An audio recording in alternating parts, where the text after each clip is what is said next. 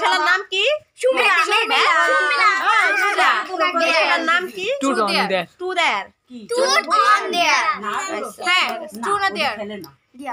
আবার দেয়ার কিছু খাই না দাও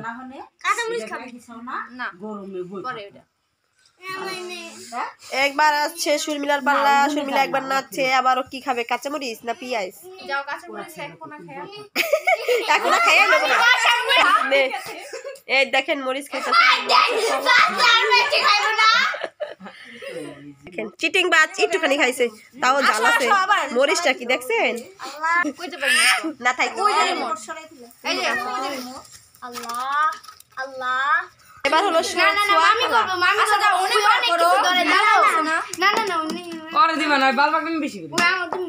সোয়া কি খাইব?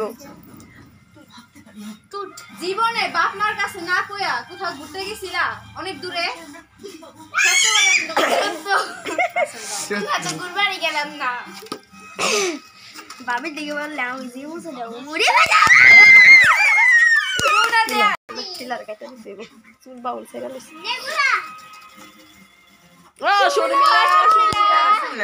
শর্মিলারে আহেনি, মেহেদির পাল্লায় আহে না।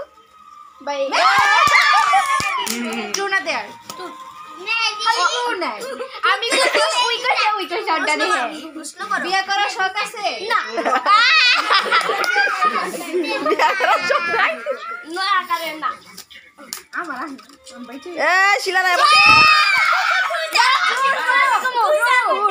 আচ্ছা দাঁড়াও, আমার বাইরে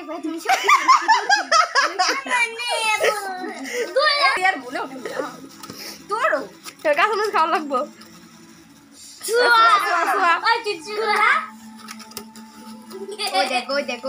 সবাই একটু ফাঁকা ফাঁকা থাকো। তুমি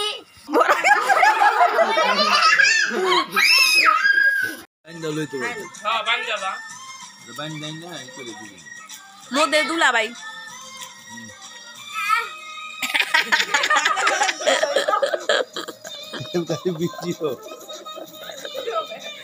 আসসালামু আলাইকুম বন্ধুরা, সবাই কেমন আছেন? আশা করি দেশ এবং বাহিরের যারা আছেন সবাই ভালো আছেন ইনশাআল্লাহ। আল্লাহ তাআলার অশেষ রহমতে এবং আপনাদের ভালোবাসা আমরা ভালো আছি। তো আবারও সকাল সকাল ভিডিওটি শুরু করলাম। সিম দিয়ে আলু দিয়ে চচ্চড়ি, বেগুন ভাজা আর একটা ভাজি করব। তো ভাজিটা হলো কাটা হয় নাই। আর আমার মেয়ে টমেটো খায়। তুমি কি খাও মা? ওমর ওমর টমেটো খাইতেছো? বলো তো একটু কি খাও? টমেটো। টমেটোর ঝোল মজা, তাই বলবা না? আর আমার প্রচন্ড পরিমাণে ঠান্ডা লাগছে, কথা বলতে পারতেছি না, নাক বুঝা হে। তো দেখেন আমি এখন হলো বেগুনটা ভাজবো। এই যে মশলা মাখায় রাখছি, এখন ভাজা নেবো। মেয়ে হলো বেগুন ভাজা অনেক পছন্দ করে, তার জন্য চুলাটা হলো মা গো আমার হাতটা ভেঙে গেছে। সব বেগুন দিয়ে দিব কড়াইয়ের ভিতরে। না তুমি খাও গাটা, যাও শুধু অনেক ভালো। তুমি আমার মায়ের মাইর না বুঝছাও? যাও আমার বাইরে যাও, আমি রান্না করতেছি না, খাও গা, ভালো হয়েছে খাইছে।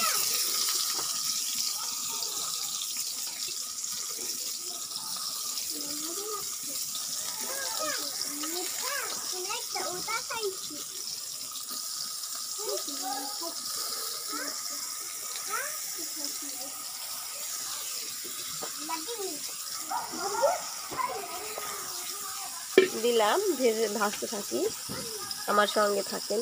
এখন এক পিঠ ভাজা হয়ে গেছে, আমি বেগুনগুলি উল্টা দিতেছি।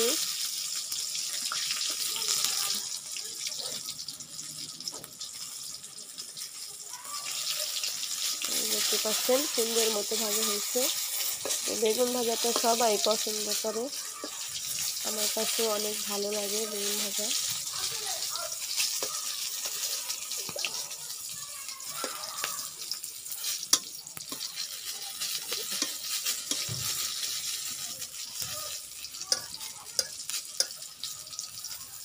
সবগুলি আর কি হয়ে গেছে, জালটা হচ্ছে কমায় কমায় দিই, ডালটা ভালো হবে তাহলে। গোল বেগুনের চাইতে এই বেগুনটাই মজা লাগে বেশি ভেজে খেতে। গোল বেগুনটা জানি কেমন একটা তেনা তেনা হয়ে যায়, এটা আবার ওই রকম হয় না। মাঝখানে এগুলি আগে হয়ে যাবে, এটার পরে আমি ভাজিটাই বসাই দিতে পারি। ভাজিটা হয়ে গেছে, সময় লাগবে।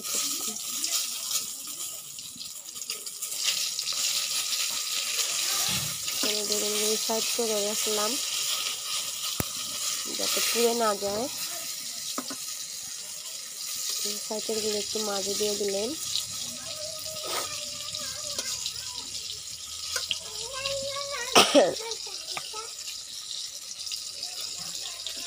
তাই নেই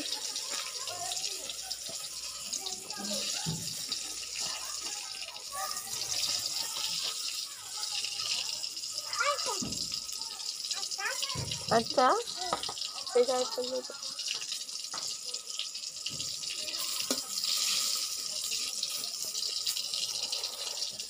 তো গরম গরম বেগুন ভাজা খেতে কিন্তু অনেক স্বাদ।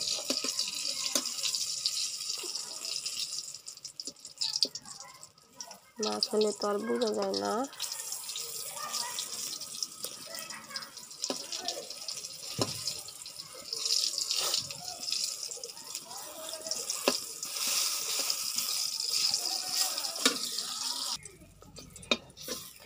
যে উঠানো হয়ে গেছে বেগুন ভাজা, দেখতে পাচ্ছি। মরিচটা দিয়ে দিলাম, অনেক গরম হয়ে গেছে তেলটা।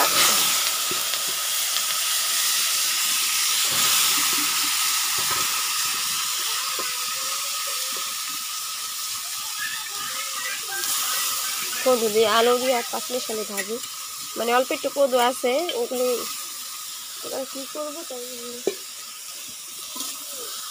2-3 আলু দিয়ে মিক্স করে ভাজি খেতে নিলাম। আর দিছি হলো পাতা, পাতা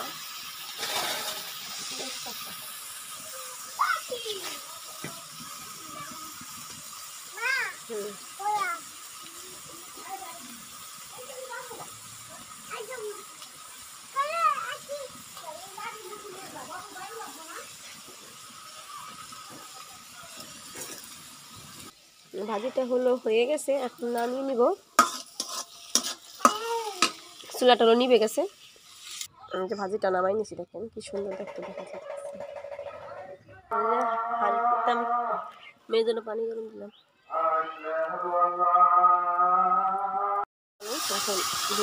হলো গাছের ফুল দেখতে পাচ্ছেন, একটু বাড়তি করে দিয়েছি, বিচিগুলি একদম মোটামুটি হয়ে গেছে। এই সিম আর আলু দিয়ে হলো চচ্চড়ি করলে অনেক স্বাদ হয়।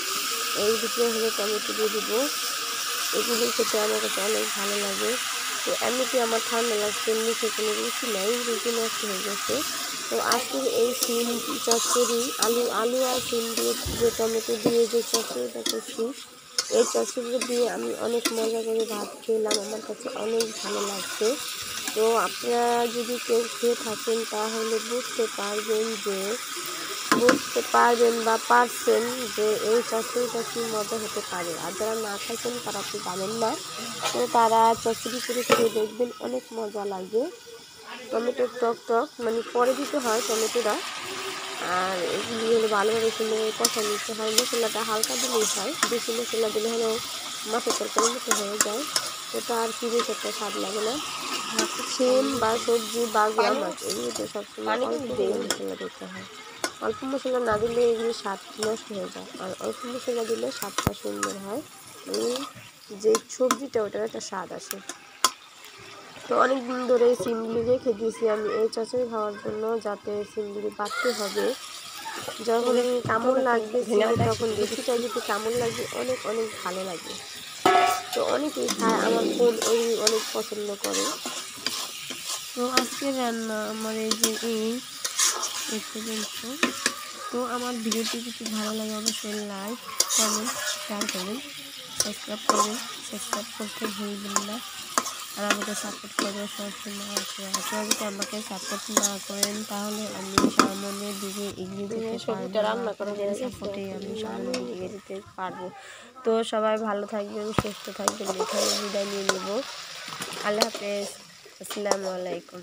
তরকারিটা বেড়ে নিচ্ছি, এখনই দেখতেই থাকুন আর সবাই ভিডিও দেখে এনজয় করবেন।